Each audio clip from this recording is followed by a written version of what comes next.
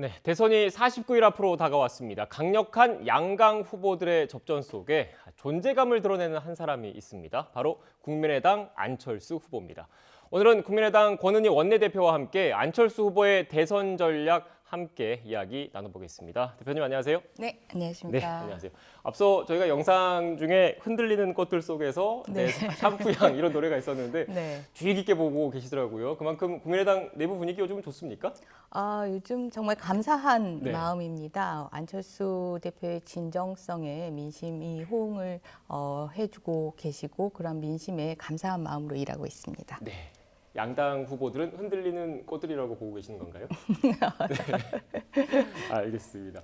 일단 뭐 요즘 바쁘게 지내시는 것 같아요. 그만큼 네. 안철수 후보의 존재감이 많이 커졌다라는 거를 반증하는 걸 텐데 그런데 이 토론과 관련해서는 또 논란이 이어지고 있는 것 같습니다. 네. 일단 민주당과 국민의힘 양당 후보의 그 양자 토론이 합의가 된 상태입니다. 정확한 날짜나 시간 등은 지금 계속 협의가 진행 중이기 때문에 아직 확정되지 않은 상황이긴 한데 일단 안철수 후보 측에서는 왜 양당만 하느냐 이건 문제다 이런 입장이신 거죠? 네, 양당 간의 이 불공정 거래 행위인데요. 양당의 이해관계가 일치해서 네. 선거 구도를 부패 연루 의혹이나 자질이 의심되는 후보와 깨끗하고 미래 비전이 있는 후보 간의 이 인물 구도 선거가 민심에서 형성되어 가자 급격히 이 부분에 대해서 위기감을 느끼고 양당 구도로 비호감 후보 대 비호감 후보의 구도로 다시 돌리려는 그러한 이해관계가 일치된 불공정 거래 행위라고 보고 있습니다. 네. 그런데 저희가 준비된 그래픽이 있는데 지금 그 민주당과 국민의힘이 합의한 거는 어떻게 보면 언론사가 주관하는 거지 않습니까? 선관위가 주관하는 법정 토론회와 달리 언론사가 이제 자율적으로 주관하는 토론회라서 이게 뭐 양당 간의 합의 그리고 방송사 간의 합의에 의해서 자율적으로 개최되는 것 아니냐 이런 또 주장을 하시는 분이 계시더라고요. 어떻습니까? 예, 자유에는 책임이 따르고 네. 자율에는 재량의 한계가 설정이 되어 있습니다. 이 방송사의 자율적인 토론과 관련해서 이미 법원에서는 2007년도에 사법적인 판단을 내렸습니다. 지지율 10% 이상의 후보만 참여하는 대통령 후보 방송 토론과 관련해서 가처분 신청이 들어오자 법원에서는 이 방송 토론이라는 것은 후보자를 선택할 수 있는 아주 중요한 선거 운동인데 이러한 선거 운동이 이렇게 제한적으로 운영되어서는 국민들의 알 권리, 유권자의 선택의 권리를 침해한다. 그 부분의 폐해가 너무 크다라고 판단을 하면서 가처분 신청을 인용을 했는데요. 그 사법적 판단에 비추어 보더라도 지금 한국갤럽에서 17% 지지율을 보인 안철수 후보를 배제한 이런 양당의 토론회 개최는 명백히 재량권의 일탈 남용으로서 다시 한번 사법적인 판단이 있을 것으로 예상이 됩니다. 네. 가처분 신청은 그럼 내신 겁니까? 방송 예, 오늘 오전에 국민의당에서 가처분 신청을 제출했습니다. 네, 그러니까 지금 방송금지 가처분 신청을 일단 제출을 했고 지금 국민의당에서 주장하는 거는 언론사가 주관하는 토론회라고 하더라도 공정성이 담보돼야 한다. 그 전제 하에서 추진돼야 되는데 안철수 후보를 뺀 거는 문제가 있다 이런 말씀이신 거잖아요. 네, 맞습니다. 네, 알겠습니다. 일단 가처분 신청, 방송금지 가처분 신청을 냈으니까 조만간 결론이 나올 것 같긴 하네요. 네, 내주 초에 아마 심리가 열려서 네. 판단이 나올 것 같습니다. 네, 알겠습니다. 법원이 또 어떤 결론을 내릴지 한번 또 지켜봐야 할 것 같고 여론조사 결과를 본격적으로 한번 좀 살펴보겠습니다. 어제 JTBC 여론조사 결과를 한번 좀 볼 텐데요. 그래픽을 띄워주시겠습니까? 물론 최근 여러 여론조사 결과가 있습니다. 그리고 수치가 조금씩 차이가 나긴 하는데 지금 어제 그 JTBC가 의뢰한 여론조사 결과를 보면 사자 가상 대결에서 이재명 후보가 34.6%, 윤석열 후보가 32.9%, 그리고 안철수 후보가 14%를 기록을 했습니다. 여타 최근에 나온 여러 여론조사 결과를 보면 구체적인 수치가 차이는 있지만 안철수 후보가 두 자릿수 지지율을 일단은 확보를 하고 있는 것으로 파악이 되고 있거든요. 캠프 내부에서도 그렇게 인식을 하고 계십니까? 예, 최근에 여론조사 아주 좀 내용이 다른 그런 여론조사의 결과들이 나오고 있는데 속속 발표되고 있는데 그 추이를 보면 이 양당 그 후보들이 지지율 박스권에 갇힌 그러니까 진영 지지의 박스권에 갇혀 있는 그런 상황이고 안철수 후보는 중도층의 지지를 회복해 갔고 거의 회복한 그런 상황이라고 보고 있고 안철수 후보의 확장력을 보여주는 그런 여론조사 결과라고 보고 있습니다. 네.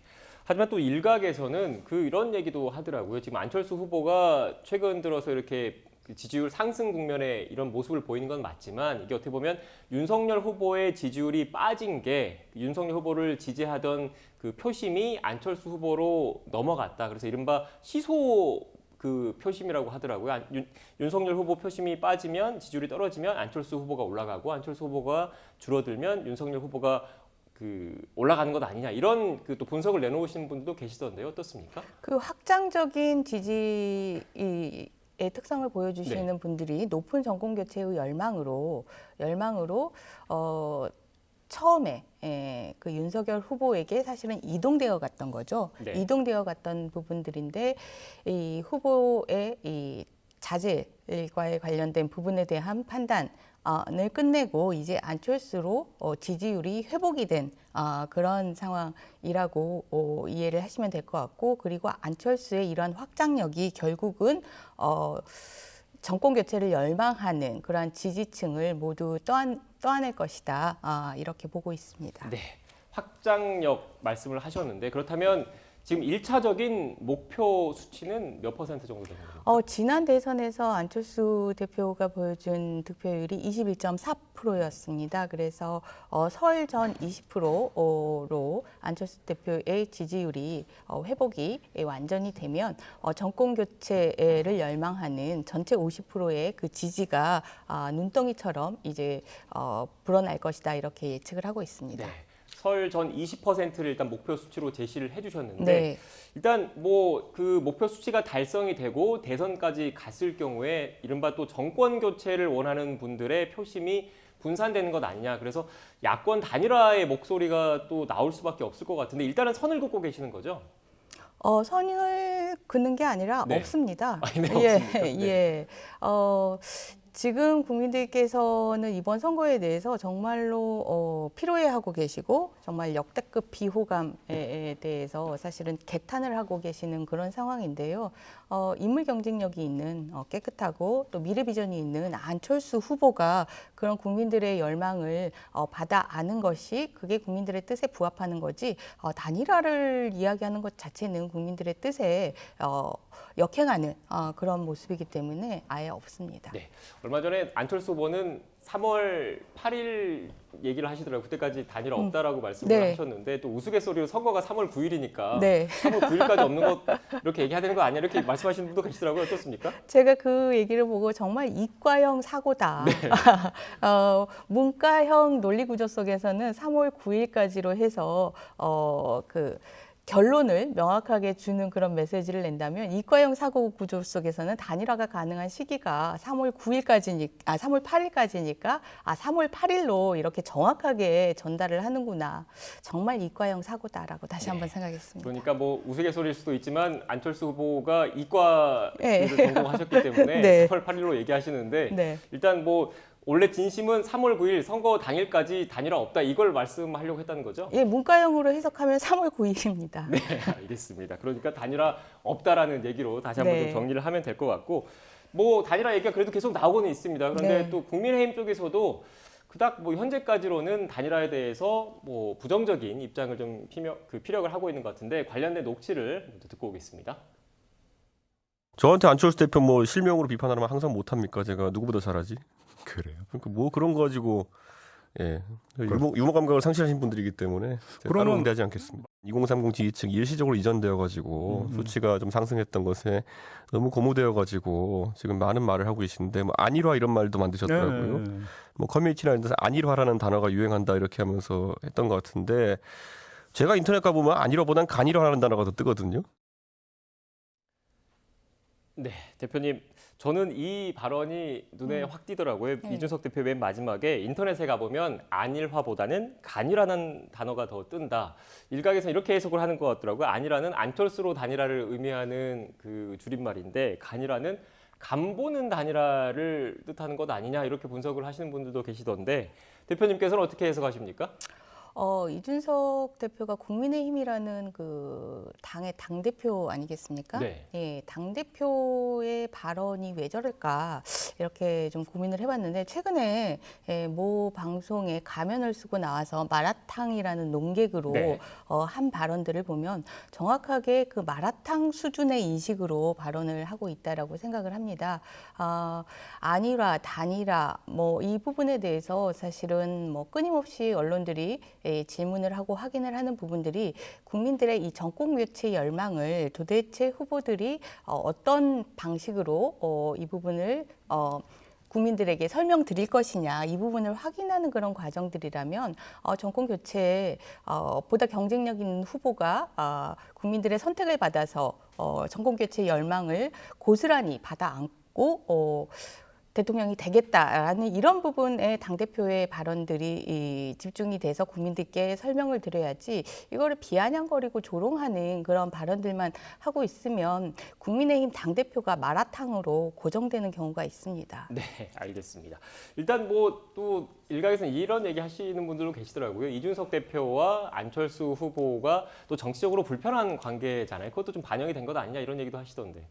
이준석 개인은 불편하시겠죠. 예, 예전 국회의원 선거와 관련된 뭐 공천에 대해서 불만을 제기하면서 불편하겠지만 지금은 국민의힘이라는 당대표로 당원들의 지지를 받아서 선출돼서 이제 좀 더 공공의 역할을 해야 되는 거 아니겠습니까? 그런 개인의 입장에 대해서는 하루빨리 좀 내부 정리를 좀 하셨으면 좋겠습니다. 네. 지금 대표님께서는 3월 9일까지 그 단일화는 없다라고 말씀을 해주셨는데 네. 단일화는 뭐 지금 없는 걸로 지금 말씀을 하고 계시지만 네. 가정을 전제로도 네, 질문을 네. 드리면 만약이라도 혹시라도 네. 국민적 여론이 야권 단일화해야 된다 이런 여론이 높아서 단일화 논의가 이루어질 경우에 이런 이준석 대표와 안철수 후보의 이런 정치적으로 불편한 관계도 뭐 좋지 않은 영향을 미칠 수도 있다 이렇게 분석하시는 분들도 있을 것 같습니다. 국민의당이나 안철수 후보의 입장은 이준석 대표에 대해서 개인적인 어떤 감정을 가지고 있지는 않습니다. 국민의힘의 당 대표로서의 발언을 기대하고 국민들의 그 의문, 질문에 당을 대표해서 이야기하는 그런 입장을 바라고 있고요. 말씀하신 질문에 대해서도 그렇게 답변 드릴 수 있을 것 같습니다. 네, 알겠습니다. 일단 뭐 계속 이 질문을 드려서 왜 자꾸 가정을 전제로 질문을 하냐 이렇게 네. 생각하실 수도 있는 것 같은데 또 관심 갖는 분들이 많아서 또 질문을 좀 드려야 될 것 같아요.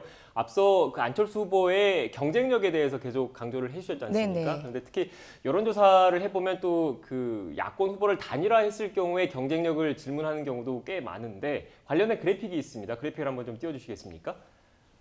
네, 일단 윤석열 후보와 안철수 후보를 단일화했을 경우를 가정한 그 질문을 던졌는데 윤석열 후보로 단일화했을 경우에는 윤석열 후보가 48.3%, 이재명 후보가 35.6%, 안철수 후보로 단일화했을 경우에 안철수 후보가 42.7%, 이재명 후보가 30.1%를 보이는 것으로 일단 그 여론조사 결과 이건 지금 리얼미터 결과인데요. 이렇게 나왔는데요. 결국은 지금 뭐 안철수 후보든 윤석열 후보든 어느 후보로 단일화가 되든지 간에 야권 후보가 이재명 후보를 이긴다라는 그런 여론조사 결과가 상당수 좀 나오고 있거든요. 어떻게 보십니까?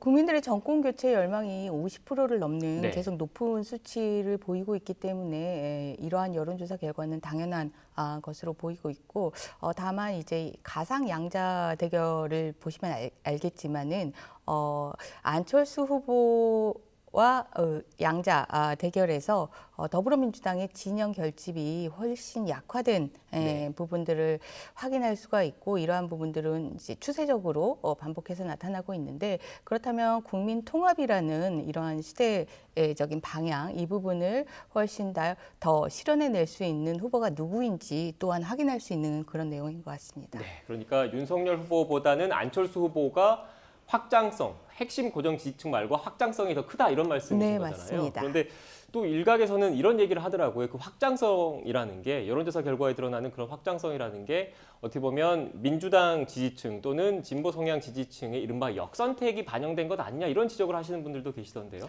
그러니까 적합도와 경쟁력을 다 네. 함께 이 부분은 보셔야 되는데요. 적합도는 높은데 경쟁력이 낮다라면 그 말씀하신 그런 분석들도 한번 눈여겨볼 필요가 있겠지만은 지금 안철수 후보에 대해서는 적합도와 경쟁력이 다 높은 것으로 나타나고 있습니다. 그렇다면은 역선택에 의하면은 나타날 수 없는 두 가지의 결과이기 때문에 그런 분석들은 맞지 않는 것 같습니다. 네, 알겠습니다. 적합도와 경쟁력을 말씀을 하셔서 제가 이 질문을 또 드려야 될 것 네. 같아요. 사실 여론조사 문항에서 적합도라는 거는 후보에 대한 그 선호도를 반영한다라고 여론조사 전문가들이 많이 말씀을 하시더라고요. 그리고 경쟁력은 그 후보가 속해 있는 정당 등 여러 수권 능력에 대한 것까지 같이 표현이 가미된 것이다 네. 이렇게 분석을 많이 하시던데 지금 국민의당 의석수가 그 국회의원 의석수가 3석이잖아요. 네. 그래서 이게 그 정권을 안철수 후보가 잡더라도 만약에 의회 협조가 반드시 필요한 건데 과연 제대로 국정 운영이 되겠느냐 이런 또 우려를 가지신 분도 계시던데 어떻게 보십니까? 일단 의석수 3석이기 때문에 네. 오만하고 독선적인 정부는 이제 없습니다. 예, 더불어민주당의 이 국회에서의 오만하고 독선적인 모습은 사실 행정부를 견제해야 되는 그런 국회의 임무를 포기하면서 나타나는 모습이었는데요. 견제되는 그런 모습들을 보실 수가 있고 견제 속에서 균형을 찾아가는 그런 모습들을 보실 수 있을 테고요. 그리고 안철수 후보라는 정말 인물구도 선거를 국민들의 선택으로 탄생을 시키면 당연히 이 국회도 마찬가지로 함께 개혁이 이루어집니다. 국회에서의 지금까지의 어떤 분열, 반대 이런 모습들은 더 이상 국민들에게 통용될 수가 없고 협치의 모습, 행정부에 필요한 부분들은 협력하고 그리고 견제해야 될 부분들은 확실하게 견제하는 그런 국회 본연의 모습까지 부차적으로 실현해낼 수 있는 그런 일거양득의 선택이 안철수 후보의 선택입니다. 네. 근데 제가 또 이 질문을 드린 네. 게 일각에서 그 이렇게 의석수의 그런 한계, 그 물질적인 한계가 있다 보니까 국민의힘과 함께 이른바 공동정부를 구상하는 것 아니냐라는 얘기도 나오는 것 같더라고요. 아예 가능성이 없는 겁니까? 대통령제 하에서 공동정부나 연립내각의 형태는 제도적으로 양립하기가 어려운 그런 부분이고요. 당연히 미래 식견이 있고 혁신적인 의지가 있는 그런 인물들에 대해서는 통합적으로 인재 영입은 활발하게 이루어질 수 있습니다. 네, 알겠습니다. 일단 이렇게 지금 그 안철수 후보 앞에 놓인 가장 큰 과제는 지금 두 자릿수까지 올라온 지지율을 어떻게 20%대까지 올리느냐가 가장 큰 과제인 것 같은데 그러려면 결국 그 일반 유권자분들한테 정책적으로 경쟁력이 있다라는 것을 계속 어필을 해야 되는 거잖아요. 네, 맞습니다. 어떤 전략을 갖고 계시는지요? 제가 그 민심에 감사드리는 그런 지방 행보를 하고 있는데 그 양당 후보의 그 공약을 보고 표퓰리즘 공약을 보고 한마디로 정리를 하시더라고요. 어이가 없다고. 어이가 없다고 정리를 하시면서 안 후보에게 연금 개혁과 같이 우리 사회가 정말 지금 꼭 해야 되는 그런 일들에 대한 목소리를 계속 내달라라는 그런 요구를 했는데요. 안철수 후보 이러한 표퓰리즘에 휩쓸려 가는 이런 선거 구도 속에서 우리 사회가 지금 해야 되는 일, 그리고 미래를 준비하기 위해서 꼭 해야 하는 일을 계속 이어나가는 그런 정책 행진을 하도록 하겠습니다. 네, 정책 행진 하신다고 그래서 그 내용은 조금 뒤에 다시 한번 좀 다뤄보고 어제 이재명 후보가 4년 중임제를 좀 대통령 4년 중임제 이야기를 좀 꺼냈습니다. 여기에 대해서는 어떻게 생각하십니까? 지금 국회에서 정개특위가 지금 진행 중입니다. 정개특위에서 이 다당제를 제도화하기 위한 선거구제 개편과 관련된 이 공직선거법 논의들이 그 법안이 상정이 돼 있는데 양당의 외면에 의해서 안건으로 상정돼서 논의조차 못하고 있는 상황입니다. 뭐 4년 중임제 개헌, 뭐 내각제 개헌 뭐 다 좋은데 그 기반은 이 선거구제의 그 개혁입니다. 이 부분을 국회에서 먼저 먼저 안건으로 상정하고 심의하고 처리하는 모습을 통해서 그 말의 진정성, 후보의 말의 진정성을 확인할 수 있는 부분인데 현재로서는 전혀 뭐 진정성이 확인되지 않고 있는 그런 상황입니다. 네, 그러니까 쉽게 얘기해서 지금 현재 대한민국 선거구제는 승자 독식의 소선구제인 거지 않습니까? 네, 맞습니다. 특히 그럴 경우에는 뭐 국민의당을 비롯해서 이른바 소수 정당에 불리할 수밖에 없는 구조인데 그걸 뭐 중대 선거구제라든지 좀 그 사표를 최소한도로 방지할 수 있는 그런 개혁이 먼저 선행이 돼야지 진정성을 믿을 수 있다 이런 말씀이십니까? 뭐 어떤 식으로든 정치 그 권력 구조의 개편은 선거 구조에서 양당 체계에서 다당제로 변화하는 그 부분이 선결 과제이기 때문에 이 선결 과제를 먼저 주어진 숙제를 하고 나서 그리고 얘기를 하는 것이 진정성이 있다라는 말씀입니다. 네, 알겠습니다. 굵직굵직한 현안들에 대해서 좀 여쭤봤는데 네. 앞서 말씀드렸던 것처럼 어떤 정책 준비하고 계시는지 저희가 영상을 좀 한번 보고 나서 또 이야기를 나눠보겠습니다. 네. 포퓰리즘 망국병입니다.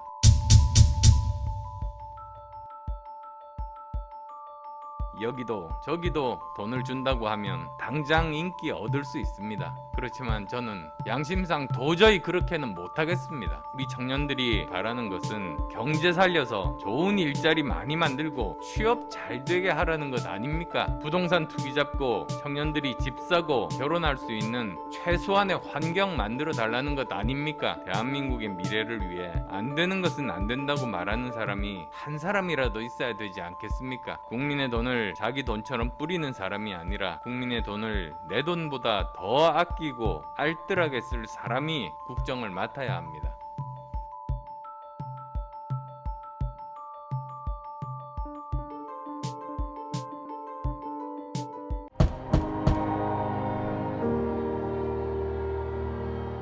한마디로 미국의 긴축과 우리나라를 비롯한 신흥국 금융시장의 위기를 경고한 겁니다.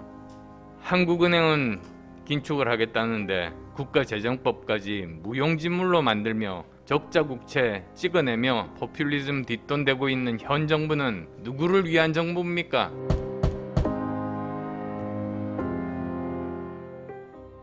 (2020년 4월) 총선 직전에 전국민 재난지원금 14조 원 지급 약속, 작년 재보궐선거 직전에 재난지원금 지급을 위한 15조 원의 추경 편성에 이어서 정부가 대선 직전에 또다시 악성 포퓰리즘의 전주 노릇을 하고 있는 겁니다. 이것이 관권 선거가 아니고 무엇이겠습니까?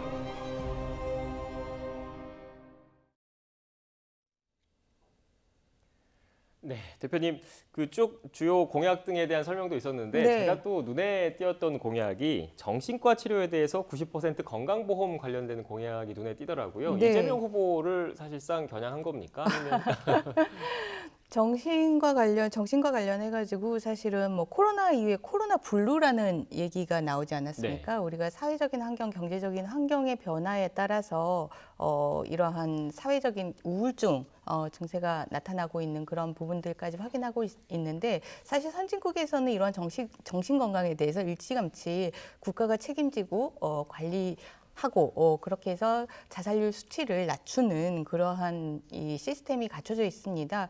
우리나라는 이러한 부분에 대해서 아무런 이 시스템의 부재인 상황인데 이제 우리도 이 부분에 대해서 정부가 국가가 시스템을 갖춰야 되겠다라는 그런 인식에서 이런 공약을 제시를 했습니다. 네, 알겠습니다.